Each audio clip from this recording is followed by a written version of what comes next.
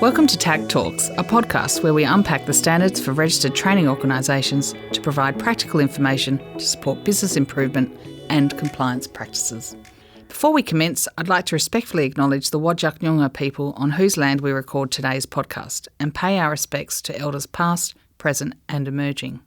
My name is Claire Marshall from the Training Accreditation Council, or TAC, and today I'm joined by Claire Werner, one of the TAC auditors. Claire is an expert in the field of training and assessment and the standards for RTOs, and today she'll help us navigate the important topic of industry engagement. Good morning, Claire, and thanks for joining us today to discuss the topic of industry engagement and what it means for RTOs. Good morning, and thank you for having me. As a starting point, let's go straight to the heart of the topic for our audience and what is meant by the term industry engagement. What do RTOs need to engage industry about, and why is it integral to quality vet outcomes? This is a great question, and if I can, I want to take you back in history, back to the Greeks, the Romans, or the Aboriginal cultures. In each and every one of these cultures, people learned at the feet of experts.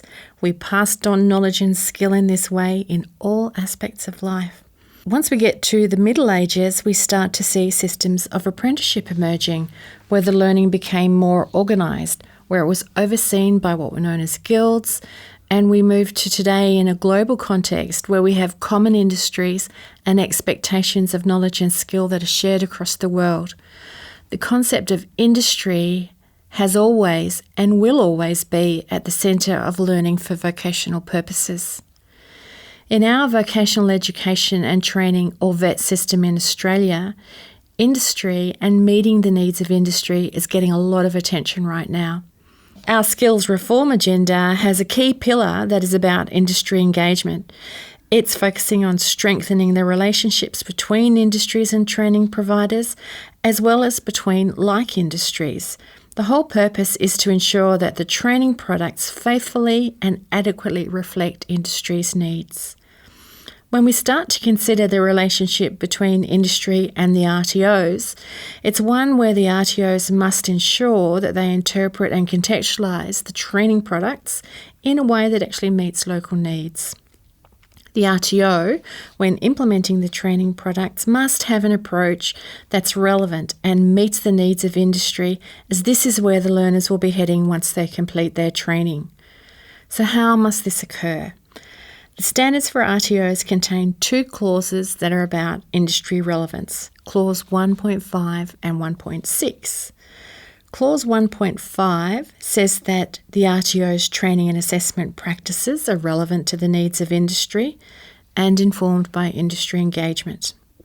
This is an overall statement of intent. What should your industry engagement activities achieve? Clause 1.6 says that the RTO implements a range of strategies for industry engagement and systematically uses the outcomes of that engagement to ensure the industry relevance of A, its training and assessment strategies, practices and resources, and B, the current industry skills of trainers and assessors. So Clause 1.6 directs you as to what to focus on. So at a minimum, you need to be able to show the relevance of four things in your RTO: the training and assessment strategies, your practices, the resources you use, and the current industry skills of your trainers and assessors. Now, this fourth point, current industry skills of trainers and assessors, is where Clause 1.6 links with Clause 113, which says that trainers and assessors must have current industry skills directly relevant to the training and assessment being provided. So as you can see, the requirements for industry engagement are clearly set out in the standards for RTOs. It can sometimes be challenging for RTOs to ask industry to review delivery and assessment plans and strategies as part of their industry engagement activities. What are some of the challenges or hurdles experienced by RTOs? Yes, it can be challenging, and mostly I'd say it's because they ask the wrong questions. I often see emails to industries with RTO documents attached that say, "Thanks for agreeing to review our documents. They're attached. I look forward to your feedback." There's a lot of information missing in that email. In the vast majority of cases, the sender of those emails gets a reply that goes something like this: "They look good to me."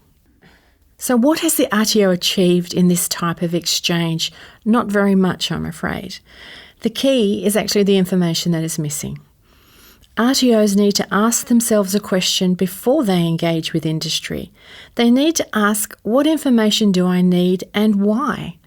So some examples of a question like this are, I need to know the scope of work in our manufacturing businesses because I need to choose electives for the qualification that I'm going to offer.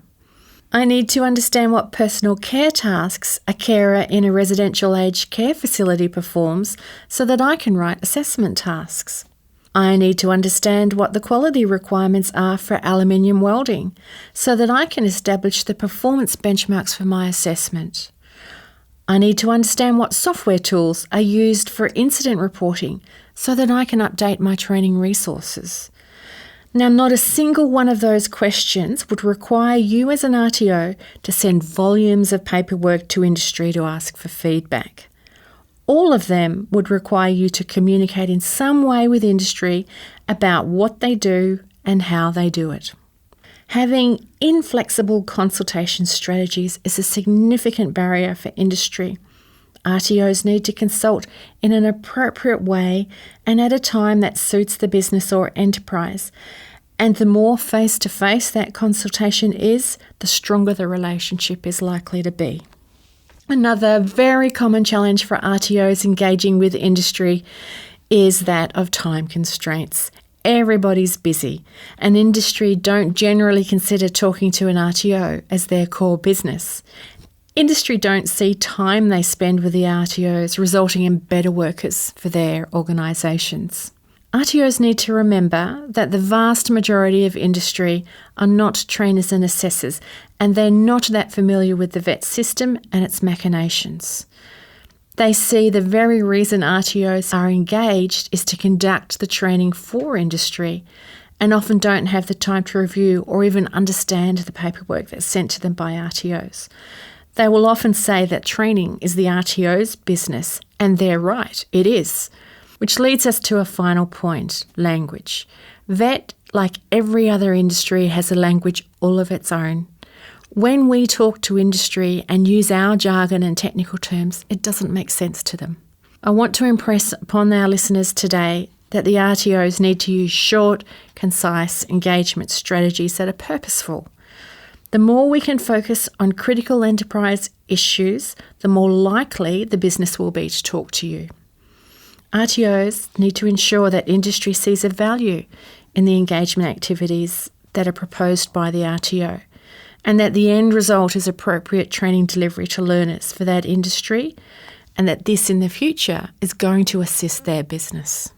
RTOs often ask TAC how they should go about identifying industry and employers to engage with, and what questions should they be asking.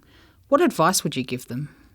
That is a question I hear a lot, and it's usually accompanied by another question, how many businesses do I need to talk to? So I think the first thing to acknowledge is that when we talk about industry, we're talking about a wide range of organisations, not just employers. So this could include organisations like training councils or advisory bodies.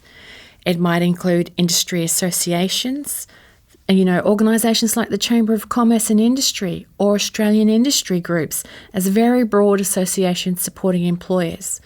Or it could be more specific, for instance, like the Master Builders Association. We would also consider unions to be organisations you might talk to, professional associations. These are often membership-based and have interests in training and development. ARI, the Australian HR Institute, is an example of that, or Engineers Australia. Regulatory agencies such as WorkSafe, or APRA, which is the Health Practitioner Registration Agency. You might also talk to government departments or agencies. Many are industries and employers in their own right, so Parks and Wildlife is a great example of that.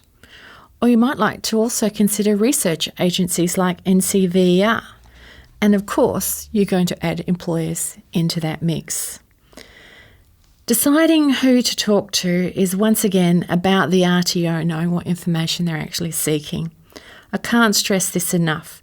If you are clear about what information you're seeking, then it's much easier to decide who to talk to, and where to get that information. I talked about some examples of how to frame those questions just a few minutes ago. If you're looking for information about how the mining industry is changing and using technology, a great place to start is with the Minerals Council of Australia. They have lots of information available about automation, about using robots, augmented reality, the kinds of jobs that are emerging, and the information is at an industry level. The manufacturers are another great source of information about what's coming. If I wanted to understand the kinds of tasks related to specific roles in mining, then I would need to talk to the employers. The group I need would have to be representative of the sector, above ground and underground miners, mining contractors.